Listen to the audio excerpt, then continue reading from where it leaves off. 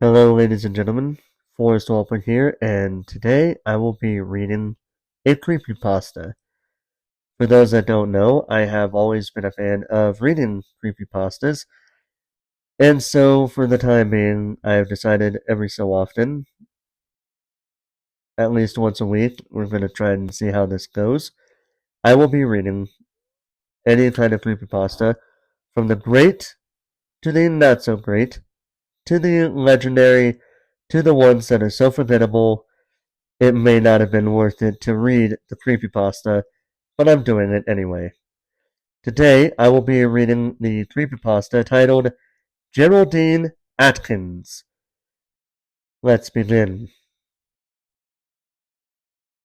Though Geraldine Atkins was considered by many to be a crazed lunatic, he was better known as an entertainer.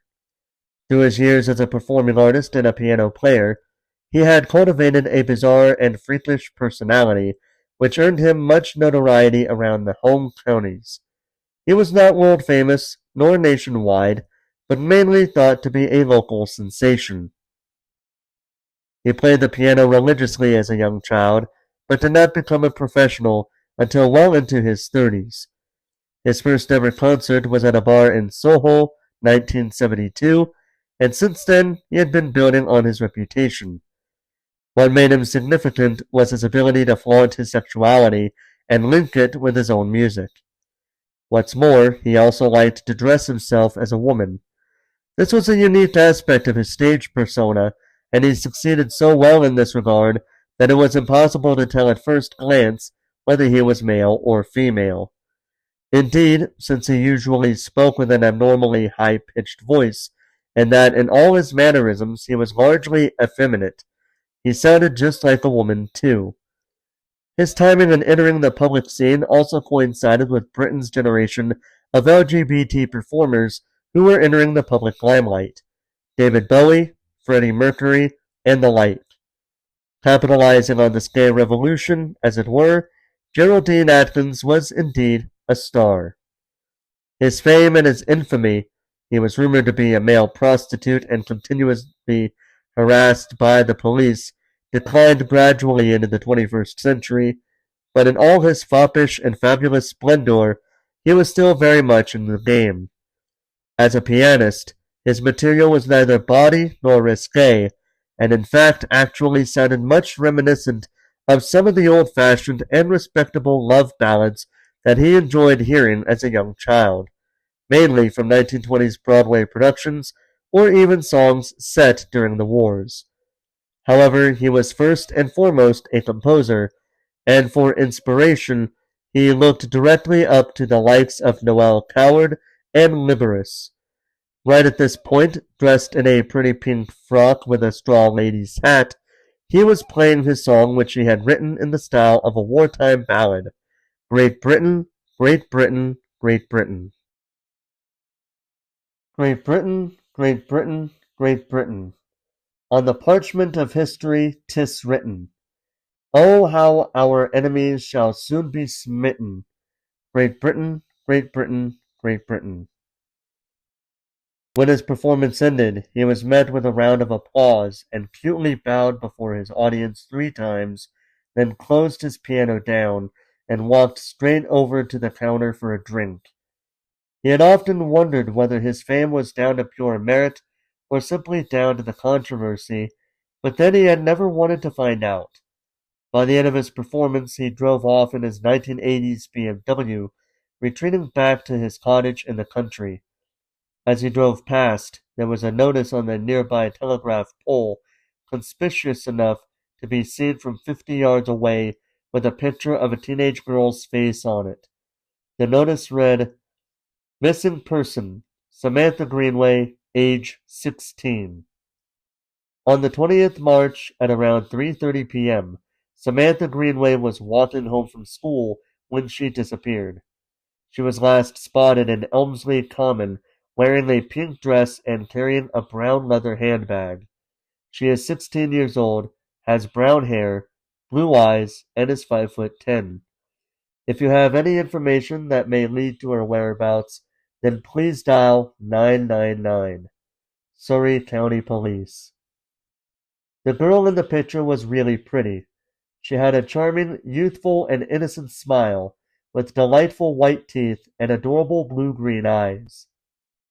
As Geraldine pulled into his driveway, he parked and moved carefully out of his old banger of a car. Then, not forgetting his parcel and his walking stick, he entered his old cottage. He carefully balanced his stick and his parcel in the closet, then walked into the kitchen. He put on the kettle, and as he did, Grimalkin purred as she leapt up near the kitchen sink. He gently stroked her black fur as the kettle grew noisier. Then he remembered to feed her. "There's a good puss. Good girl," he murmured. Once the kettle was singing, he poured himself some Earl Grey, gently blew over it, and then took a sip. There was a quiet rattling noise coming from somewhere within the house. Geraldine sprang into action like he had almost forgotten.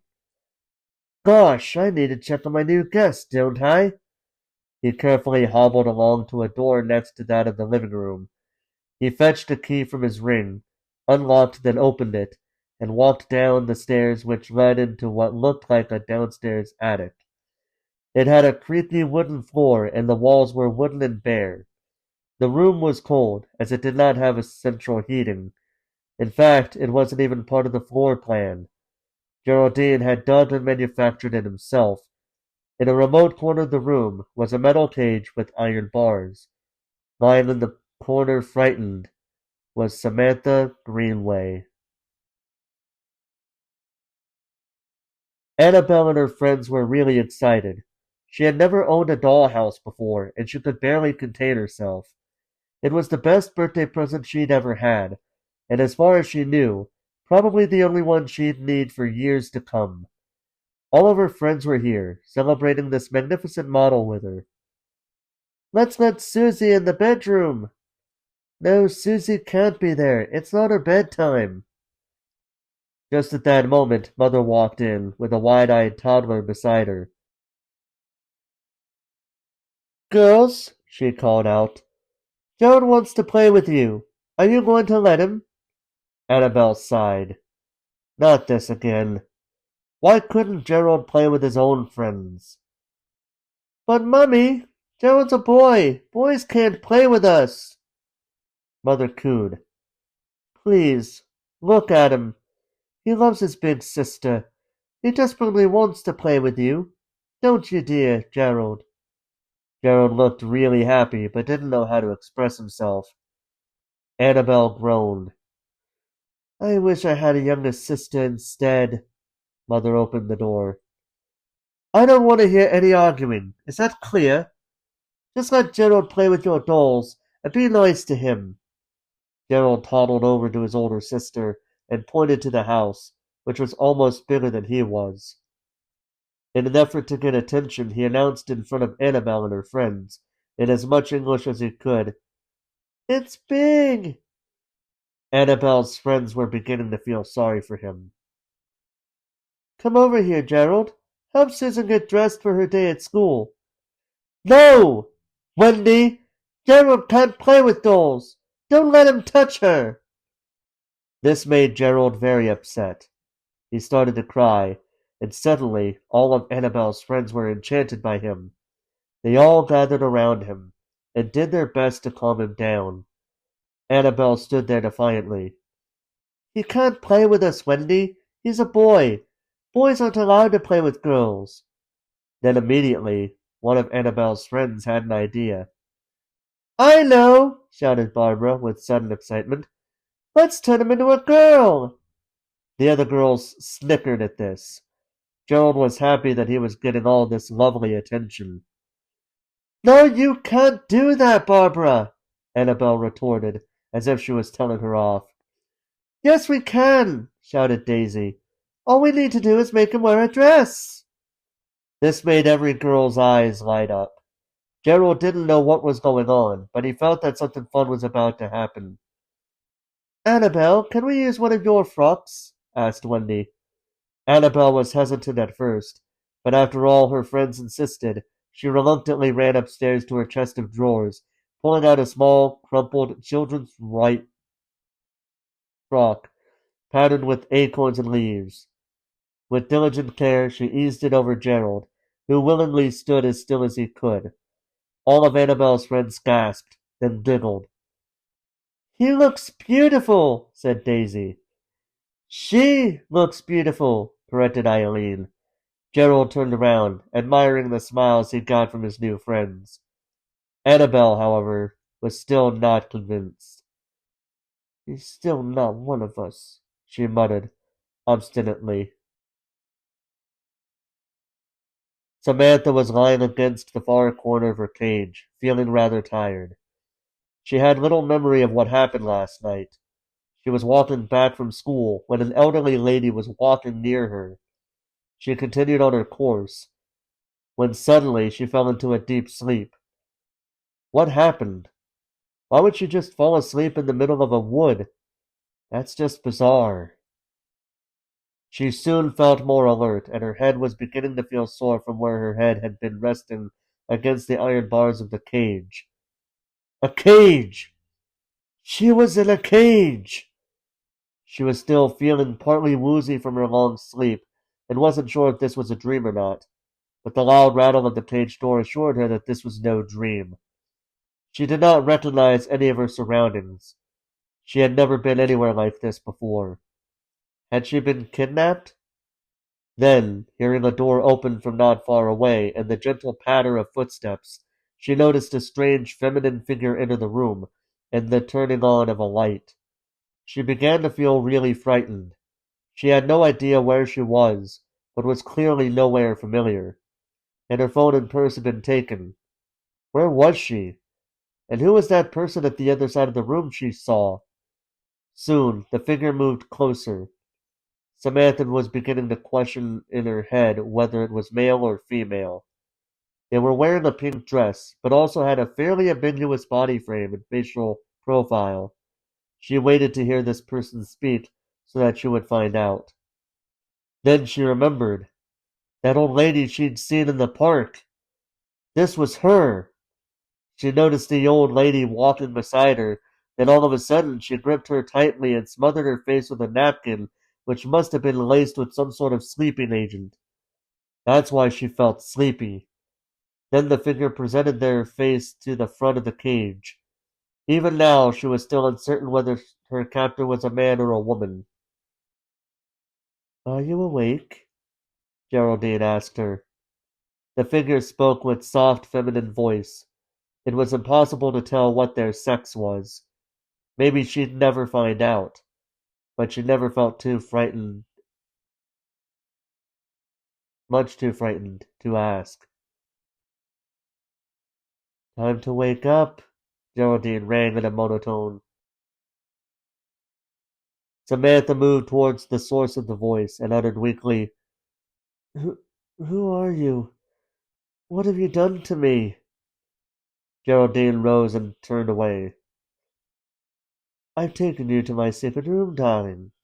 I need you here." Samantha had no clue what was going on. "First, I need your dress." Samantha began to fear the worst. She looked at him, feeling more and more freaked out by each passing second. My dress? Yes, dear, I need your dress.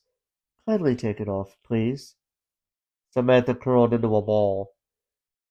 "Please, don't hurt me." "I won't harm you if you do exactly as I say. Take off your dress. Now." Samantha wondered if he was being serious. "And if I do, you promise you won't hurt me?" Geraldine was beginning to feel more and more impatient.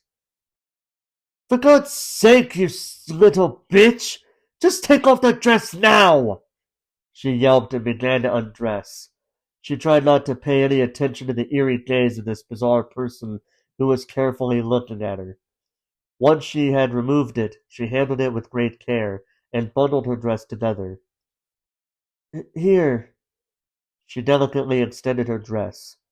Now wearing nothing more than her undergarments, she was beginning to feel more exposed to the cold air, and goosebumps were appearing all over her delicate skin. Then To Samantha's own amazement, the strange figure of a person took her dress away and did not seem intent on harming her. Instead, he began to strip himself with a view to wearing it himself. Now, seeing his hirsute bodily figure, she was beginning to feel more certain that she was talking to a man wearing ladies' knickers and a brassiere. Samantha was feeling perplexed and more uncertain of her fate. She had read one or two horror stories in the news about deranged lunatics who kidnapped girls around her age and forced them into all kinds of degrading sexual acts before savagely killing them. She began to bite her lip. She did not want to die. Not like this. And she was absolutely freezing. Where was her family now? What about the police? Were they all busy searching for her? And this weirdo, who on earth was he? Was he a registered sex offender on their wanted list? She'd never seen him around the neighborhood before. She was beginning to regret being so blissfully ignorant of the goings-on in the local county.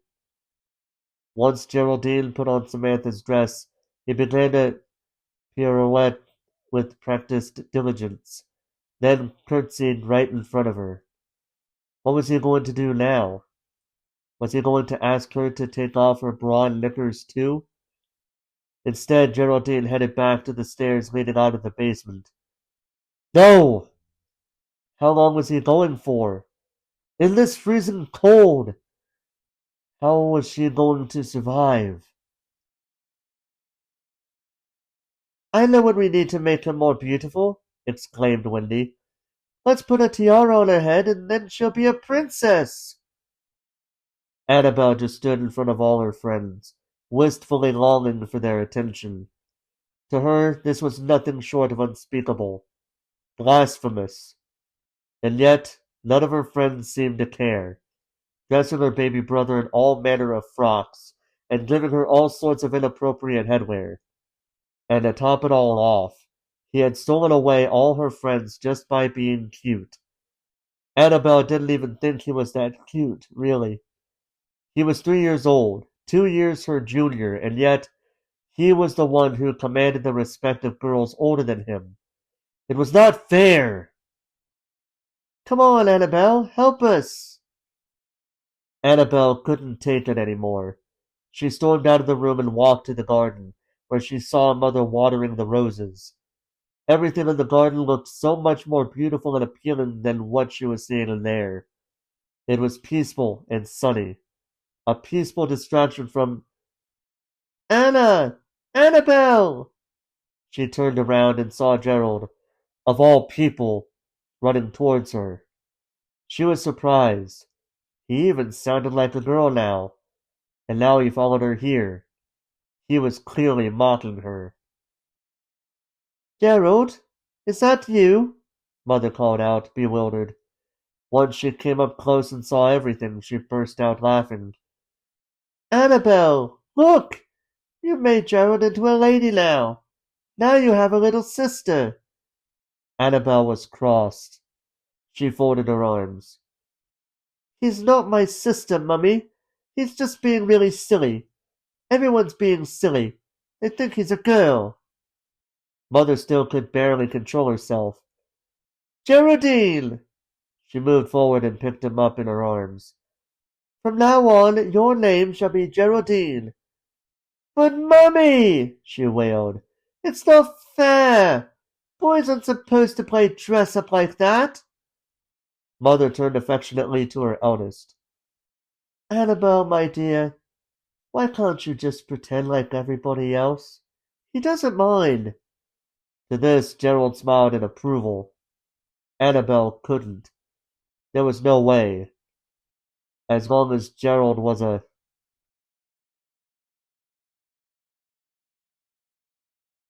Wait! Annabelle suddenly had a thought. A most brilliant idea. What if she decided to really make Gerald into a girl? That instead of an annoying little brother, she could have a pretty young sister instead. Imagine how well they would get on, and how much they'd be able to share together. It would be just perfect, and she knew exactly how she was going to do it. But she would probably need some help from her friends first. She rushed inside the house, leaving Gerald behind in a hurry. All her friends gasped at this suggestion. But that's even more wrong, objected Daisy. Mummy will be very cross. No, Annabelle insisted. It's perfect. It will really work. But he is a girl now. We just made him one, protested Eileen. No, he isn't really. It's just pretend, responded Annabelle. But when we do this, we won't have to pretend anymore. Soon Annabelle's friends were all taken by this suggestion. A mischievous smile formed on each of their faces. They were all planning to do something really naughty. When shall we do it? Asked Wendy. Let's do it tomorrow morning, said Daisy. And once they happily reached a decision, then all resolved to walk outside and accompany Gerald. They took him to the swings and slides. Now Annabelle was happy. Lifting young Gerald onto the slide, Annabelle began to push. Soon, Gerald, you will really be my little sister. Annabelle's friends giggled mercilessly at this. Gerald laughed, still not knowing what was going on. Samantha could see the vapor from her breath as she exhaled. It was so cold in this dank little basement. How long had she been waiting here for? How much longer would she last? While busy dwelling on this, however, a shadow protruding in the basement told her that her captor had returned. He was carrying what looked like an umbrella and a CD player. He plugged the CD into the wall. Um, excuse me? Excuse me, sir? Samantha's captor stopped dead in his tracks and turned slowly towards her. I'm really cold. Can I have my dress back? Something appeared to snap in the crazy man's eyes. What did you just say, dear? I she began nervously. I'm just so cold. I'd really like my dress back. The man looked like he was beginning to calm down. Yes, yes. Your dress. You'd like your dress back. I'll I'll get you. He turned back and began to fumble around in a small wooden box. Get you get you your Then once he'd found what he was looking for, he turned around and retrieved what appeared to be a whip. What did you just call me? Samantha shrieked and curled into a ball. Sir? Sir? Sir? Do I look like a sir to you? Flipped the madman. Then he began to reach through the cage and whip her hard over her bare legs and shoulders. She wailed and howled at the stinging pain. You, you bitch! You rude little bitch! You bitch! You bitch! You rude naughty little bitch! Samantha did her best to apologize despite the pain she suffered from her flogging. I'm sorry. I'm so sorry. I'm so sorry. I'm so sorry. Miss, Miss, Madam, please don't hurt me. I'm so sorry. I swear. I won't call you that. I swear. I won't call you that again. Geraldine moved closer to the cage. He began to undress again. Look at this! He exclaimed. The old man then dropped his knickers, and Samantha saw something that was freakishly disgusting. What she saw was no recognizable part of human anatomy. It was what appeared to be an empty space with a bright pink trail of torn stitch marks where a distinct lump of mass of flesh was missing. There was a small plastic tube that ran midway through it. It made him look neither male nor female. If anything, it made him resemble Frankenstein's monster. Whatever it was that happened down there, it looked the result of several botched surgical operations that had been done by no professional. Samantha held her nose and covered her eyes. She was going to be sick. She couldn't bear to look at it any longer. Huh?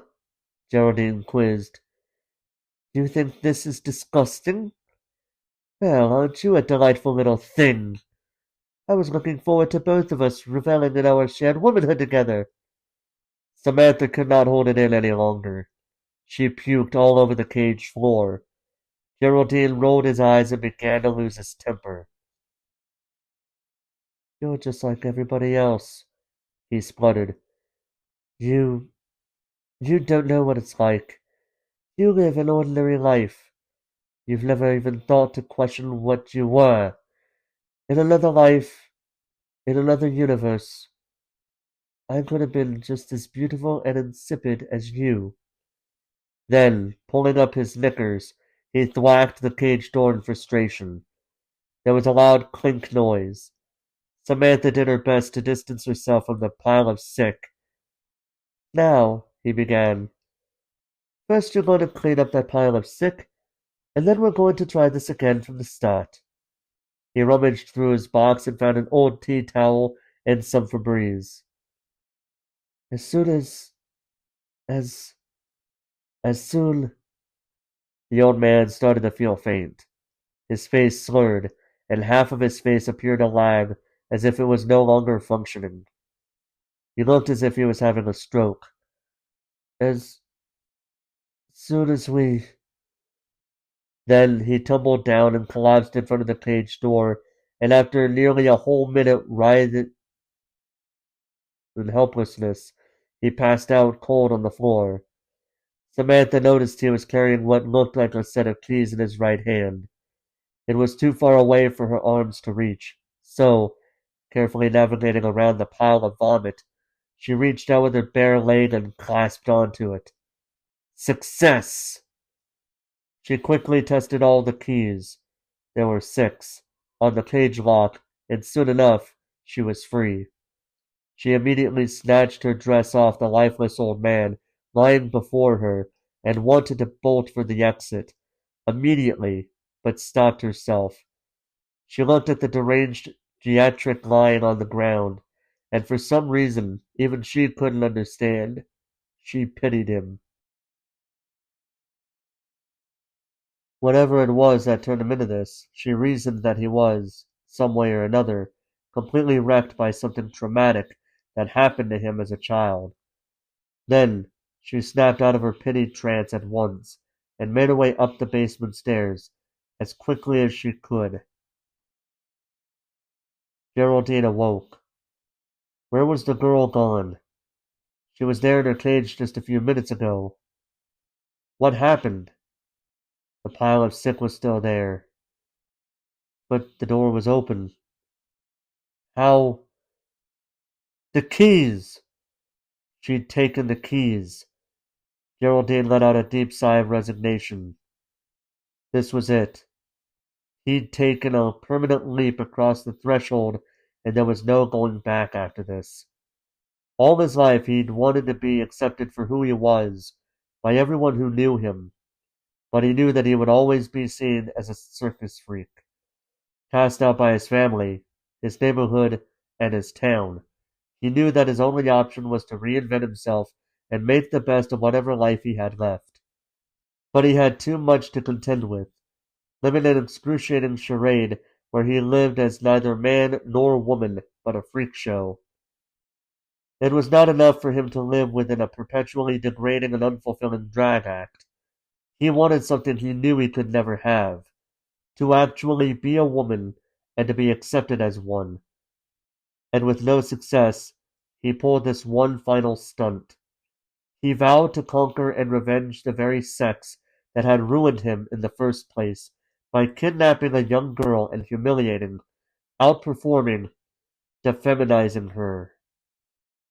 But was it not significant that his old, crippled, and neglected body waited for this particular moment to shut down on him? It was just as if he had gone against its wishes. He defiled his own identity as a woman. And now all was lost. Whatever he had that kept him determined to carry on throughout his life had finally gone.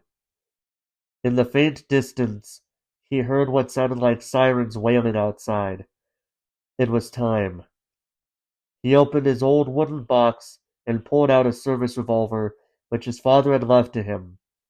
He placed a cold metal nose in his mouth. He closed his eyes. Then he heard several raps against the front door upstairs. Regretting his life, he exhaled deep pity and regret for his pathetic life. "Please, open the door!" Then he pulled the trigger. And that, ladies and gentlemen, was the swan song of Geraldine Atkins. "Shh," whispered Annabel. "Here he comes." Gerald was waltzing proudly through the lounge. Then he saw Annabel and smiled at her. "Gerald, come here. Good boy." Gerald ran as fast as he could. Annabel led her out to the garden and turned towards him. "Gerald, you can't play with us as long as you're a boy." Gerald cheekily smiled with an oblivious look of excitement. "So," Annabel smirked, "we're going to turn you into a girl." Then, out of nowhere, all of Annabel's friends emerged from behind, jumped him, and held him to the ground. Gerald was taken by surprise and massively uncomfortable. Annabel walked across to the patio and picked up her mother's terrifying large pair of garden secateurs. "Pull down his pants!" Gerald finally realized what was happening and began to struggle and scream, but they blocked his mouth with their hands and held him down harder. Once Gerald's pants were down and the operation was underway, Annabel advanced slowly towards him, motioning to cut with the giant scissors. Gerald squirmed and fidgeted, and looked to find any trace of humanity in his big sister's eyes. "Hold still, Gerald. This won't hurt if you sit still." Then she opened the blades, lowered them carefully, and proceeded.